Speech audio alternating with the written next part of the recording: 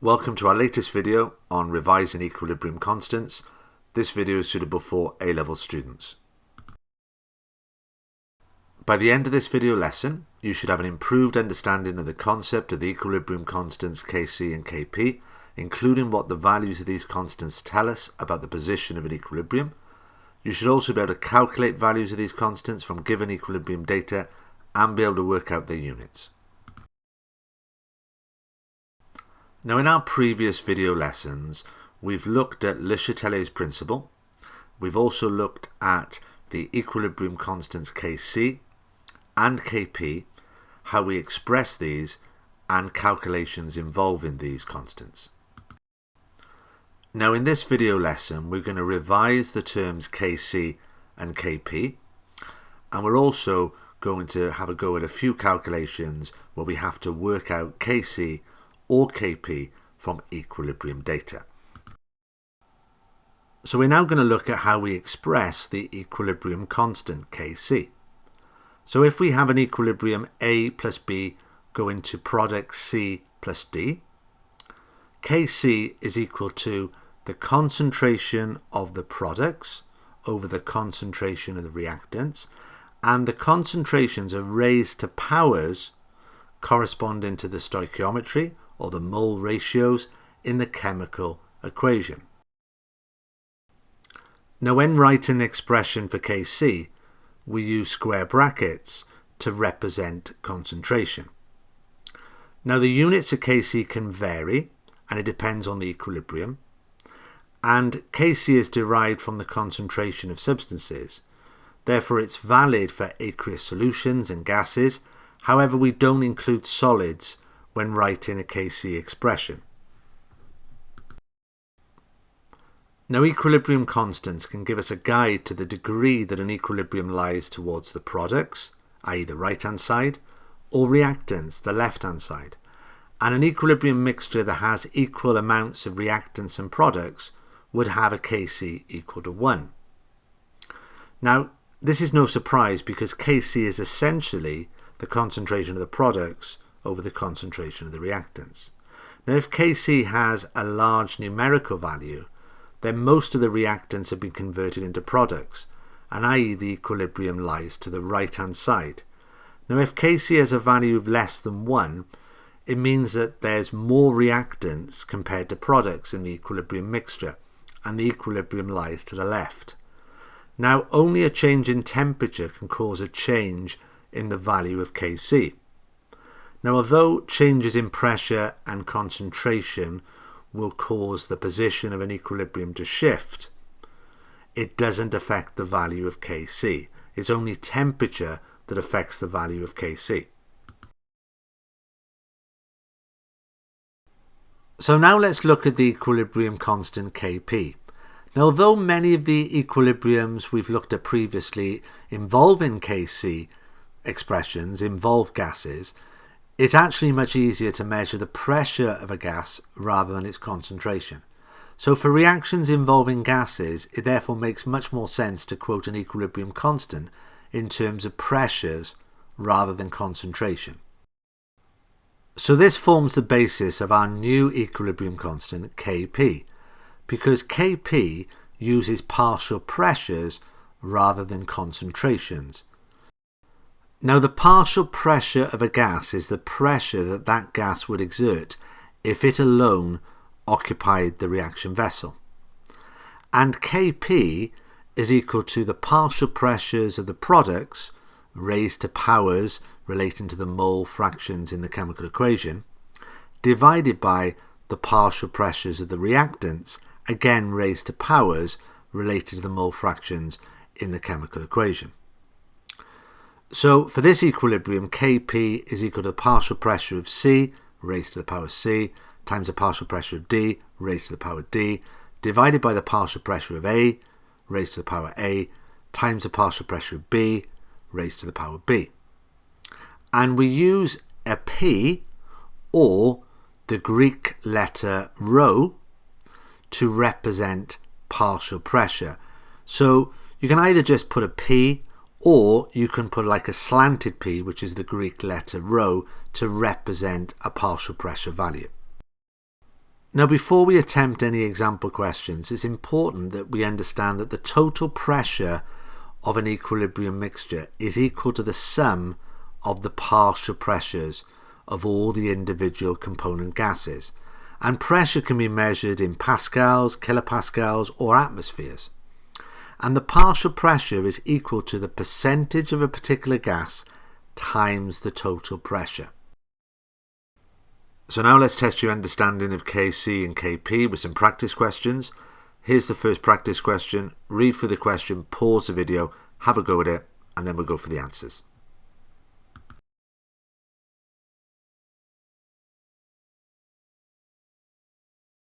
So this first question is asking you to write an expression for the equilibrium constant Kp and then work out the values and units for this constant. And the reaction in question is hydrogen reacting with oxygen to form steam. So Kp is equal to the partial pressure of steam raised to the power 2. And this is because it's 2H2O in the equation, divided by the partial pressure of hydrogen raised to the power 2, once again because there's 2H2 in the equation, times the partial pressure of oxygen. And they've given you the partial pressures of steam, hydrogen and oxygen in the question. So we just need to substitute these values into the equation. So the partial pressure of steam is 1 kilopascals. So it'll be 1 to the power 2, 1 squared, divided by the partial pressure of hydrogen, which is 100 kilopascals, and this is squared, times 110, the partial pressure of oxygen. And if you put these into the calculator, you'll get a value of 9.09 times 10 to the minus 7. Now to work out the units, we just substitute in the units, so it'll be kilopascal squared divided by kilopascals to the power 3, and therefore this will give us units of kilopascals to the minus 1. So for this question, there's 1 mark for getting the correct expression for Kp, 1 mark for the right value of Kp, and 1 mark for the correct units. So here's our second practice question. So once again, read the question, pause the video, have a go at it, and then we'll go for the answer.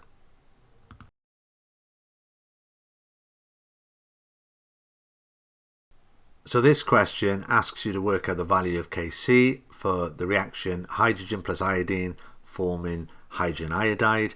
So Kc is equal to the concentration of hydrogen iodide, Hi, raised to the power 2 because it's 2Hi in the equation, divided by the concentration of hydrogen times the concentration of iodine. And now that I've written the expression for Kc, I look at the question and it gives me all the values for the equilibrium concentrations in the question. So I just substitute these into the expression for Kc. So it'll be 2.28 times 10 to the minus 3, which is the concentration of hydrogen iodide, squared, divided by 8.00 times 10 to the minus 4, which is the concentration of hydrogen, times 1.20 times 10 to the minus 4, which is a concentration of iodine. Now if you put these into the calculator, you should have a value for Kc equal to 54.15. So all we need to do now is work out the units of Kc. So I have 2 concentration terms on the top and 2 concentration terms on the bottom. So it's moles per decimeter cubed times moles per decimeter cubed over moles per decimeter cubed times moles per decimeter cubed. These cancel out, so there'll be no units for the value of Kc. And it's important that you write down no units here.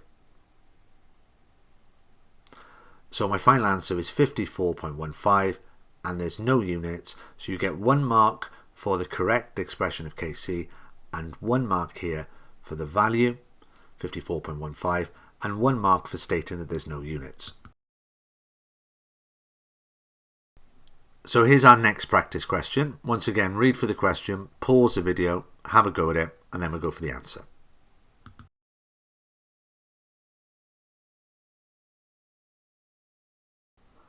So for question 3, we have the following equation: 2NO2 reacts to form 2NO plus O2, and we're asked to work out Kc.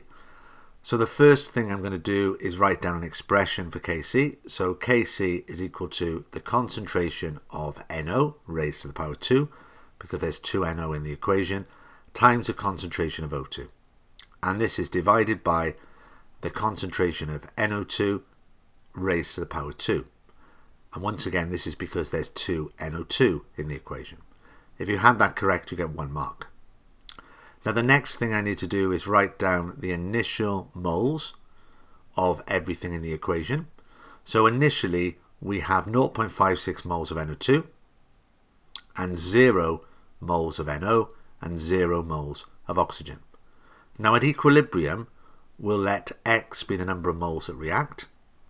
So we'll have 0.56 minus 2x because we have 2 NO2 in the equation.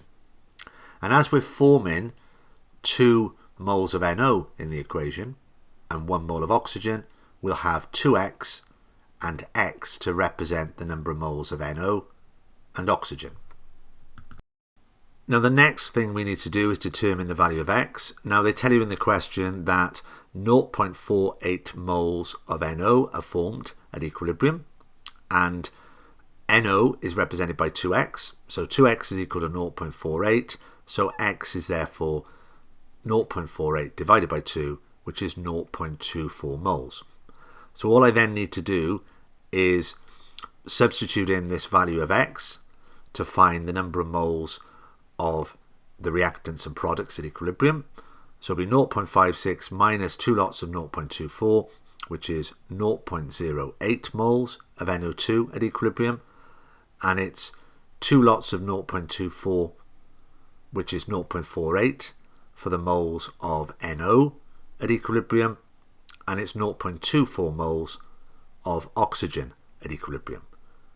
Now that I have the moles of the reactants and products, I need to work out their concentrations. Now to do this, I just simply do moles divided by the volume in dm cubed. Now the volume in dm cubed is 0.5 here.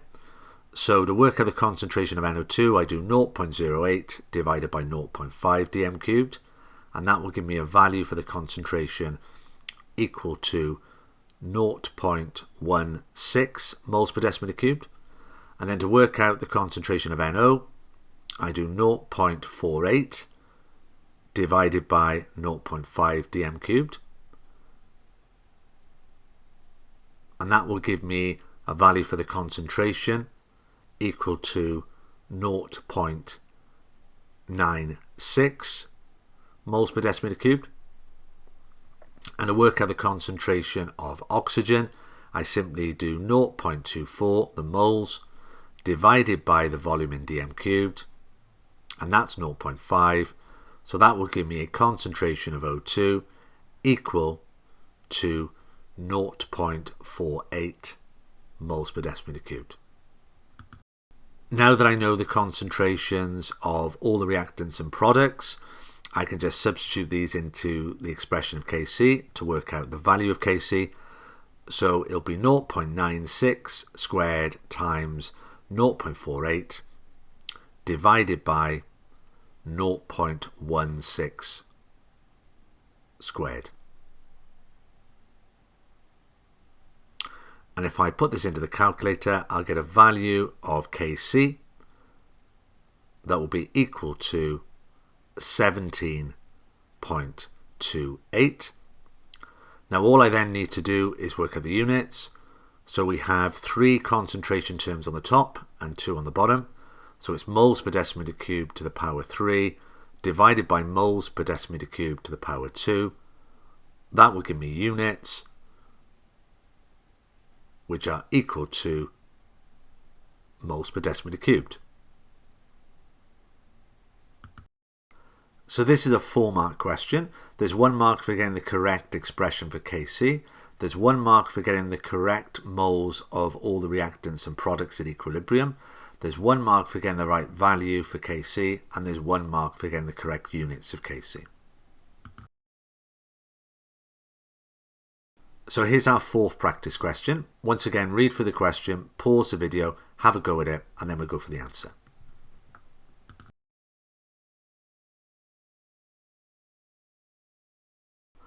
So in question 4, you're asked to work out the value of Kc for the following equation. 2SO2 plus O2 goes to 2SO3. So first of all, we need to write an expression for Kc. So Kc is equal to the concentration of SO3 raised to the power 2 divided by the concentration of SO2 raised to the power 2 times the concentration of O2. So there's 1 mark here for the correct expression of Kc. So all I need to do now is write down the initial moles of reactants and products. So there's 2.40 moles of SO2 at the start of the reaction, there's 1.80 moles of oxygen, and there's 0 moles of SO3. Now at equilibrium, the moles can be represented as 2.40 minus 2x, because I'm letting x be the number of moles that react, and the equation tells us there's 2 SO2 in the equation, so that's why it's 2x. The moles of oxygen is 1.80 minus x, because there's 1 O2 in the equation, and we represent the moles of SO3 as 2x, because it's 2 SO3. Now in the question they tell us that the moles of SO3 at equilibrium is 1.60, so therefore that is represented by 2x, so x is equal to 0.80.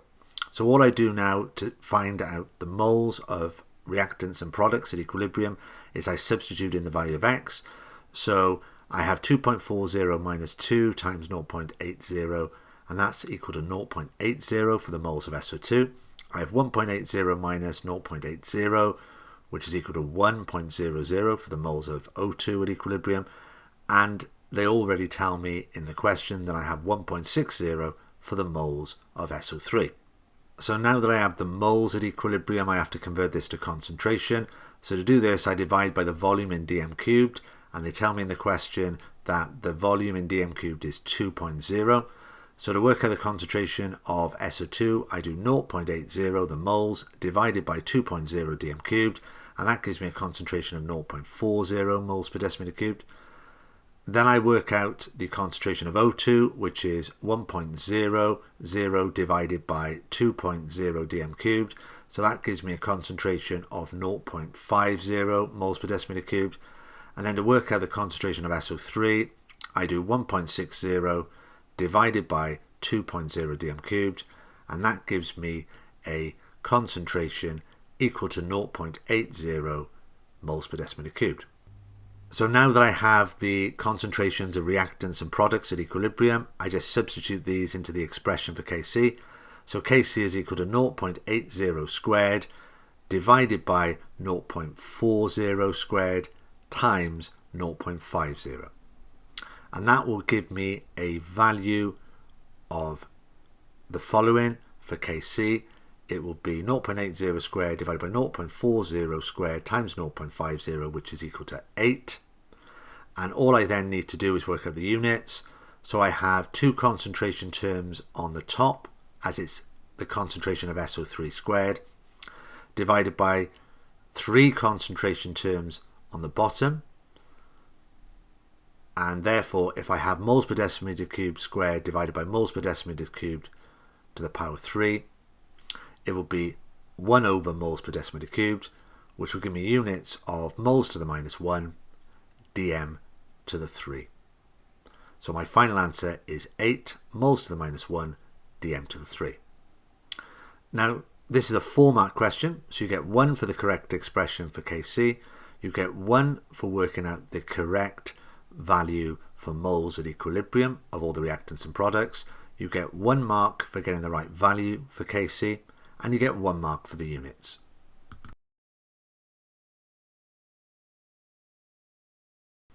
So here's our final practice question. Once again, read through the question, pause the video, have a go at it, and then we'll go for the answer.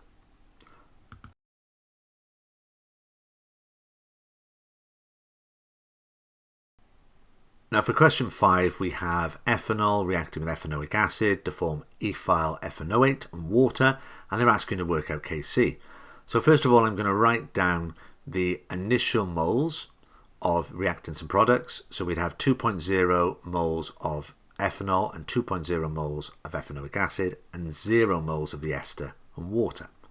Now at equilibrium, we would have 2.0 minus x, because we're going to let x be the number of moles that react, and in the equation there's 1 ethanol reacting with 1 ethanoic acid, so it'll be 2.0 minus x for ethanoic acid as well, and we'll have x and X to represent the moles of the ester and water. Now, the next thing we have to do is work out the value of X. So they tell you that there's 0.67 moles of ethanoic acid at equilibrium. Now, that's represented by 2.0 minus X. So 2.0 minus X is 0.67. So therefore, the value of X is 1.33. Now that I know this, I can substitute in the value of X to find out the number of moles of reactants and products at equilibrium. So it'd be 2.0 minus 1.33, which is 0.67 for the moles of ethanol. It's 0.67 for the moles of ethanoic acid, and it's 1.33 for the moles of ester and water, because they're represented by X. Now, normally, the next thing to do would be to work out the concentrations of reactants and products here, because my expression for Kc would be Kc is equal to the concentration of the ester, CH3COO, CH2CH3, times the concentration of water, divided by the concentrations of ethanol and ethanoic acid. However, I'm not able to work out the concentrations here because I haven't got a volume in dm cubed. Now, this is a very clever question, because if you look at the equation, there's 1 mole of ethanol reacted with 1 mole of ethanoic acid to form 1 mole of the ester and 1 mole of water. Now, to work out concentration, it would be simply moles divided by the volume in dm cubed. Now, if you look at the expression here, I've got moles divided by the volume in dm cubed times moles divided by the volume in dm cubed over moles divided by the volume in dm cubed times moles divided by the volume in dm cubed. Now, the volumes would simply cancel out, so I'm able to just use the moles here to work out the value of Kc. So it would simply be 1.33 times 1.33, the moles of products, divided by 0.67 times 0.67, the moles of reactants, and that would give me 3.94, and there would be no units here because the units would cancel out. Now, I'm able to use moles instead of concentration here because I've got 1 mole of ethanol reacted with 1 mole of ethanoic acid, and I'm forming 1 mole of ester and 1 mole of water. So I've got 2 lots of reactants, 1 mole each, 2 lots of products, 1 mole each, and therefore when I write the expression for Kc and I include moles over volume in dm cubed to represent concentration, the volumes just simply cancel out. So that's why we're able to just use moles here, and that's why they didn't give you a volume in the question. So once again, there's 4 marks for this question. There's 1 mark for getting the right expression for Kc. There's 1 mark for getting the correct moles of reactants and products at equilibrium. There's 1 mark for getting the right value of Kc, and there's 1 mark for the units, or in this case, writing no units. So that concludes this video lesson. After watching this video, you should now have an improved understanding of the concept of equilibrium constants Kc and Kp, including what the values of these constants tell us about the position of an equilibrium, and you should also be able to calculate values of these constants from given equilibrium data and be able to work out their units. So that concludes this video lesson. So please check out our YouTube channel, Dr. O Chemistry, which has lots of GCSE, AS and A-level videos, and our Twitter site @RadaChemistry.